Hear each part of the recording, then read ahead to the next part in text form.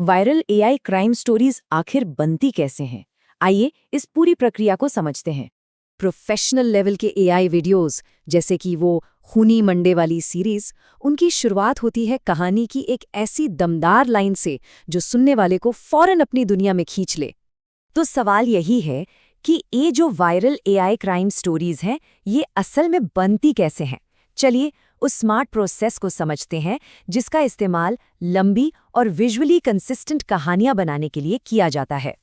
देखिए, AI video बनाने में जो सबसे बड़ी मुश्किल आती है वो है विजुअल कंसिस्टेंसी, मतलब एक रूपता। यही वो चीज़ है जो एक कच्चे पक्के एनिमेशन और एक प्रोफेशनल कहानी में जमीन आसमान का फर्क पैदा कर देती है।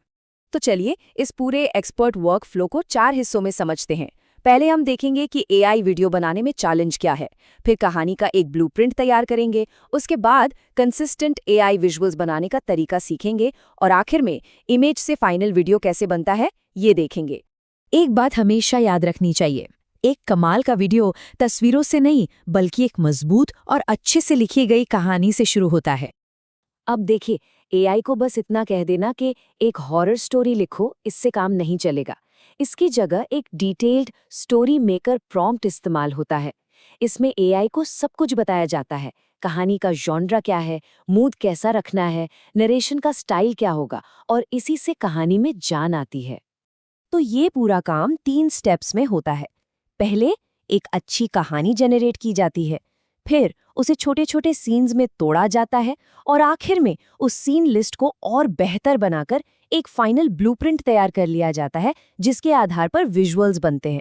ठीक है, तो कहानी का ब्लूप्रिंट तो बन गया। अब आते हैं इस तकनीक के सबसे जरूरी हिस्से पर, एक ऐसा सिस्टम जो एआई से जुड़ी इनकंसिस्टेंसी की प्रॉब्लम को ही खत्म कर देता है। इसके लिए एक दूसरा मास्टर प्रॉम्प्ट एक कंसिस्टेंसी टूल किट बनाता है। अब ये टूल किट क्या है? ये समझिए कि ये एक मास्टर फाइल है। कहानी के सारे विजुअल्स के लिए यही सच है, सब कुछ यहीं से आएगा। ये पूरी प्रोसेस ना एक असेंबली लाइन की तरह काम करती है।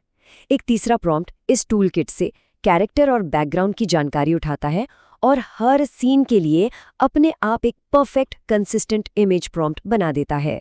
तस्वीरें बनाने के लिए VDX AI जैसा एक खास टूल इस्तेमाल होता है। अब ये खास क्यों है? क्योंकि ये कैरेक्टर, बैकग्राउंड और स्टाइल, इन तीनों के लिए अलग अलग इनपुट लेता है और इसी वजह से कहानी में कंसिस्टेंसी बनाए रखना बहुत आसान हो जाता है। लेकिन हाँ, बड़े से बड़े टूल्स में भी कुछ दिक्कतें तो आती ही हैं।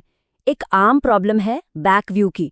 प्रॉम्प्ट में लिखो कि कैरेक्टर की पीठ दिखे, पर AI उसका चेहरा घुमाकर कैमरे की तरफ कर देता है।